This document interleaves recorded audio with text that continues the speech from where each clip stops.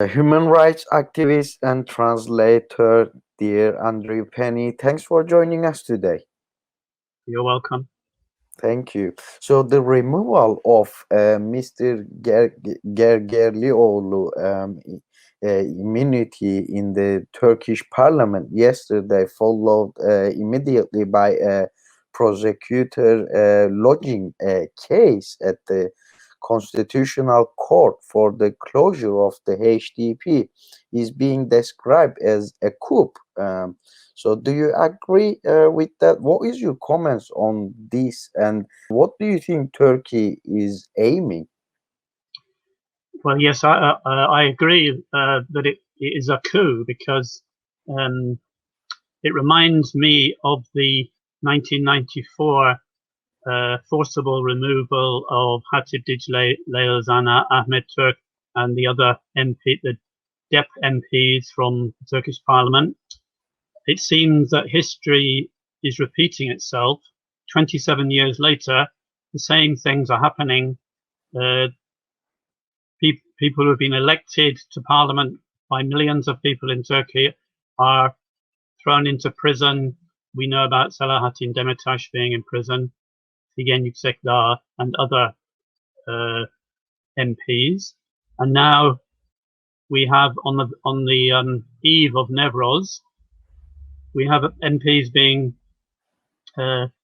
losing their immunity. Mr. Gergerlioğlu is in the Turkish parliament at the moment, and I fear that soon he will be arrested and dragged out. And this is, this concerns me a lot because there doesn't seem to have been much protest from Europe, or just a few statements have been made. What should the response of human rights campaigners and Democrats in the rest of the world, as well as the European institutions, what kind of response they should give? Well, obviously they should realize that what is happening in Turkey is, there is no longer any democracy there. You have an autocrat in control of everything. There are hundreds of thousands of people who have been lost their jobs in prison.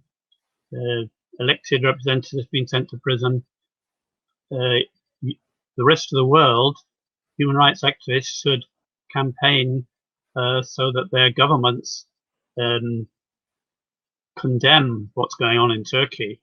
And what's happening in Turkey is, in fact, a threat to the security of the immediate region there in the Middle East, but also the rest of Europe, allowing this sort of things to continue.